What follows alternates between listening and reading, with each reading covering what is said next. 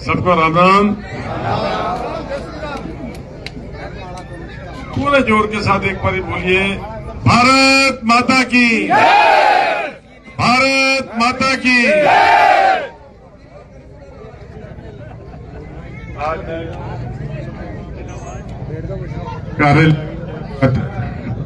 कार्यालय के उद्घाटन के अवसर पर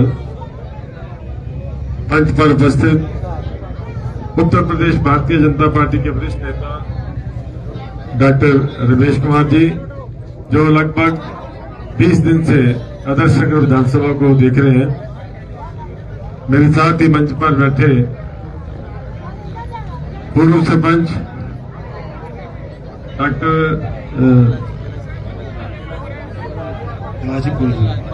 मदन जी, पूर्व सरपंच साहब, और कैलाश जी, और मेरे साथ जयपुर से आए हमारे भारतीय जनता पार्टी के बहुत सीनियर बुजुर्ग नेता श्री रामगोपाल जी कहाँ गए, और उपस्थित यहाँ पर सभी ग्रामवासियों। आज बहुत ही बढ़िया संयोग है। सुबह से ही मैं जब सुबह गलता गेट में गया, कोलियों की कोठी में गया, युवाओं का जोश देखा तो लगा कि यार आज ही 25 तारीख को होने वाले मतदान का रिजल्ट आ गया। वहां से जब मैं विजयपुर आया तो लगा कि नहीं यार, कोलियों की कोठी वाला थोड़ा फीका था, ये उससे भी ज्यादा है। तो जब आपके बीच में आया सुबेल में, तो आपने उससे भी ज्यादा बड़ा काम कर दिया।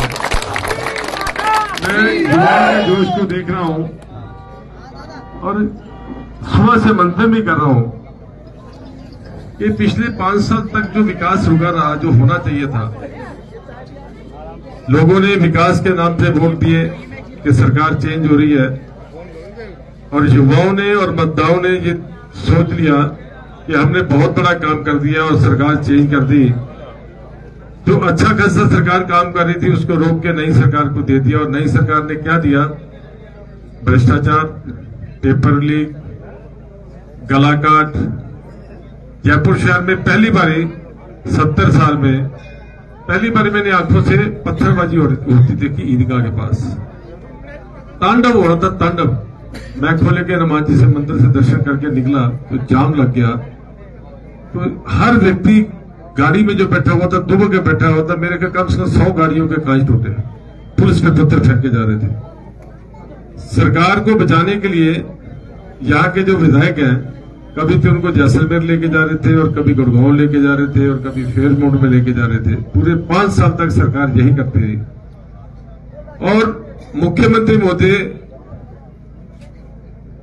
डिप्टी सीएम को गाली दे रहे थे, और डिप्टी सीएम साहब को गाली दे रहे थे। फिर दिल्ली से आते थे, फिर दिल्ली को मेंटेन करने में लग जाते थे। इलाके की कोई सुध-बुध ही नहीं ली। आप ये देखिए कि जो गांव का व्यक्ति कैंडल लाइट के अंदर बच्चा पढ़ता, नौजवान पढ़ता है, तो मेहनत करता है। मेहनत करने के बाद जब वो एग्जाम देने जाता है, बस स्टैंड से उतरता है, एग्जाम देने के जाता है, तो उसको जब पता चलता है कि मेरा तो पेपर लीक हो गया, उसके दिल के ऊपर क्या बीती हो। मतलब इतनी बेशर्म और निकम्मी सरकार मैंने अपने जीवन में नहीं देखी। मेरे को लगता है, मैं साथियों में आप लोगों की तरह ही साधारण परिवार का व्यक्ति हूं। मैं एक कार्यकर्ता था, सामाजिक कार्यकर्ता था। मैंने राजनीति में आने का कभी सपना भी नहीं लिया, मगर जो आदर्श नगर, किशनगंज और हवा महल, तो परकोटे की 3 सीटों के अंदर हाल हुआ, शहर के अंदर पलायन शुरू हो गया। आज मैं कोलियों की कोठी में तो बता रहे थे कि 150 मकान थे और 50 मकान मुसलमानों के थे। आज मात्र वहां 35 मकान रह गए, मगर वो डटे हुए हैं शुरू की तरह। उनका ये कहना था, भाई साहब हमारा प्लान रोकना। तो हमारे राजस्थान के संगठन ने, संघ परिवार ने 2 साल तक अध्ययन किया कि ये सीट क्यों गई, और इस सीट को बचाने के लिए कौन सा व्यक्ति मजबूत है कि जो सीट को भी बचा सके और लोगों का प्लान भी रोके। 7 सर्वे हुए, 7 सर्वे में के अंदर मेरे को नंबर 1 दिया गया। फिर मेरे से बायोडाटा मांगा गया। पहले तो मैंने आनाकानी की, क्योंकि मेरे घर वाले नहीं चाहते थे कि मैं राजनीतिक क्षेत्र के जाऊं। वो कहते थे लोगों की दुआएं लेता है, लोगों के काम करता है, बिना ताज के सरदारी सबसे बढ़िया। मेरे दादाजी कहा करते थे कि बेटा इन चीजों में पढ़ना नहीं, बिना ताज की असरदारी सबसे बढ़िया होती है कि लोग आपके पास काम के लिए आते हैं, लोगों को काम हो जाते हैं। पर जब पार्टी ने स्ट्रांगली कहा कि नहीं आप बायोडाटा दीजिए, क्योंकि मैं पार्टी का पदाधिकारी भी था, व्यापार प्रकोष्ठ का राजस्थान का अध्यक्ष था, प्रदेश कार्यकारिणी का मेंबर था, तो मैंने उनको बायोडाटा दिया। बायोडाटा देने के बाद मैं 3 दिन तक ये सोचता रहा कि ये क्या हो गया। मेरे जो सेवा के काम है, गौ सेवा के काम है, विधवाओं को राशन जाता है और बहुत सारे छोटे छोटे ब्लड डोनेशन के कैंप लगते हैं। राजस्थान से कहीं से भी कोई व्यक्ति आए, किसी को ब्लड चाहिए, किसी को मेडिकल हेल्प चाहिए, तो पूरी रात अगर जयपुर में फोन अगर चलता है तो वो रवि नीर का चलता है। तो कहीं ये मेरे काम तो नहीं छूट जाएंगे। फिर मैंने अपने मित्र मंडली से सलाह की, उन्होंने कहा नहीं, सेवा का काम बढ़ेंगे। अभी अपन काम जो करते हैं थोड़े करते हैं, जब ताकत मिलेगी तो सेवा का काम बड़े मिलेंगे, हम सब मित्रों में बटेंगे। और आज विश्वास करोगे, हमारे वो जो 200-250 कार्यकर्ता मेरे साथ जो सामाजिक कामों में जुड़े हुए थे, आज वो सारे चुनाव का प्रबंधन देख रहे हैं। मैं तो गांव-गांव आप लोगों को दर्शन करने के लिए आ रहा हूं और आप लोगों से आशीर्वाद ले रहा हूं। बहुत ही प्यार और बहुत ही स्नेह, दिल से लोग आशीर्वाद और दुआएं कर रहे हैं मेरे लिए कि रवि नीर भारी मतों से जीते।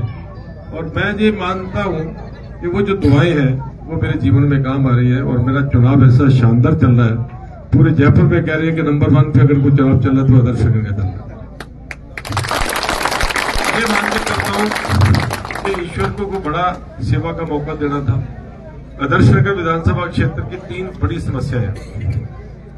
समस्या तो और भी बहुत सारी है, बाकी तो विधायक के हाथ में होते हैं, फोन के ऊपर ही काम हो जाते हैं। एक समस्या है आगरा रोड का इकोलॉजिकल जोन। जिन लोगों ने आगरा रोड के ऊपर मकान लिए, मैं जयपुर के बहुत सारे लोगों को जानता हूं जो बड़े मकान, 4 भाई थे, बड़ा मकान बेच दिया, छोटे छोटे पैसे इकट्ठे किए, जमीन ले ली जहां पे। जब वो मकान बनाने लगे तो लोन नहीं मिले, पूरी जिंदगी की पूंजी लगा दी, मकान बना दिया, अब पट्टे नहीं है।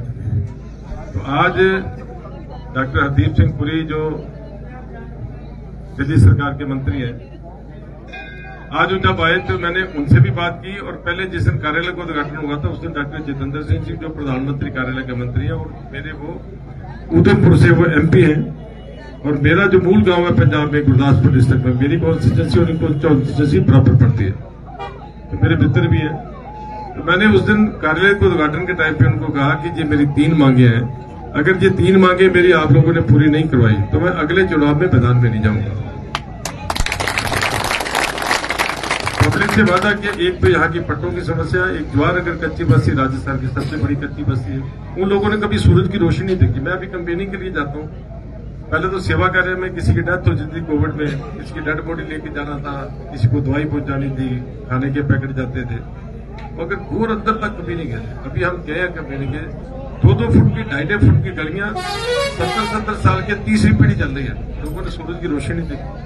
एक उस कच्ची बस्ती का पुनर्वास, जहां झोंपड़ी वही मकान, ये नहीं कि कहीं दूर दे दो, या तो ज्वारनगर है और दे दो उनको दिल्ली हाईवे के ऊपर। और एक हमारी लाइफ लाइन है गोविंद बाग, जो आदर्श नगर की लाइफ लाइन। आपने किसी को SMS से लेके जाना, जाम में फंस होगी, उसकी जान निकल जाएगी। एम्बुलेंस रोज फंसी हुई नजर आती है, किसी की कोई दुर्घटना घट गई, फायर ब्रिगेड की गाड़ी जानी है तो वो फंस गई। तो एलिवेटेड रोड नारायण से सर्कल से लेके सर्वा मोड़ तक एलिवेटेड रोड बने तो ये स्मूथ चले, क्योंकि सन 65 से वो नेशनल हाईवे, तो आज तक वो नेशनल हाईवे की किसी सरकार ने सुध ही नहीं ली।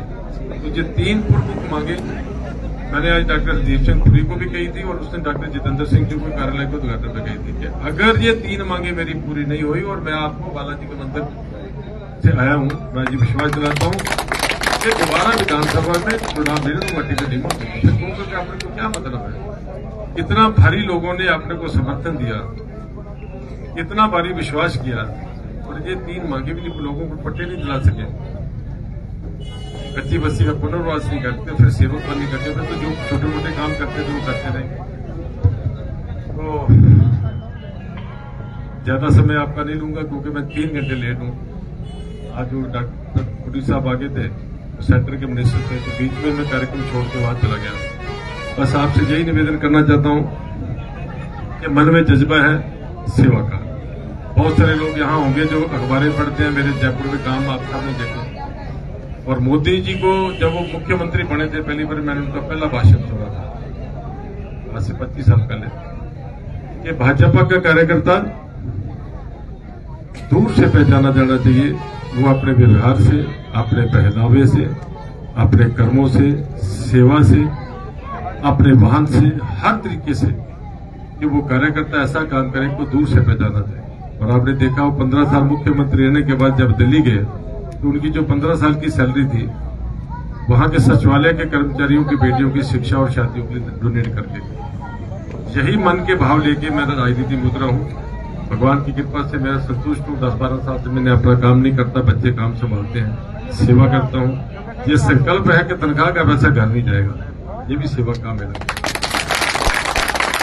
और मेरे को बहुत बड़ा क्षेत्र आदर्श नगर मिला है और मेरे मन में है कि 5 साल पूरी कोशिश करूंगा कि ये आदर्श नगर आदर्श ही बन के दिखे, कि राजस्थान में लगे कि आदर्श नगर विधानसभा क्षेत्र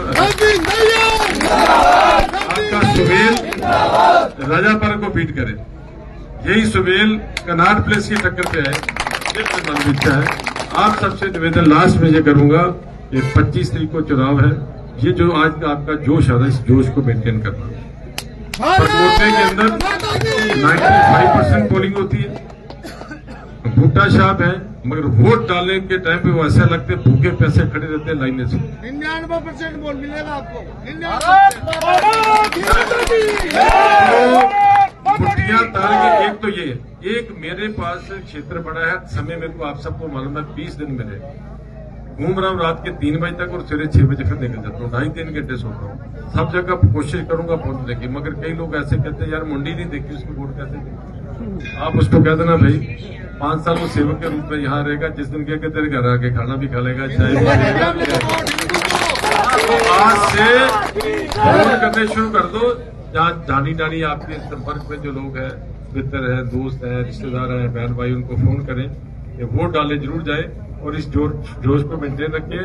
99 आपने कहा, मैं कहता हूँ आप 95% भी कर दोगे तो मैं 105% मानूंगा। तो मुठियां तान के दोनों हाथ से जोर से बोलिए भारत माता की, भारत माता की। धन्यवाद। जय हिंद, जय भारत।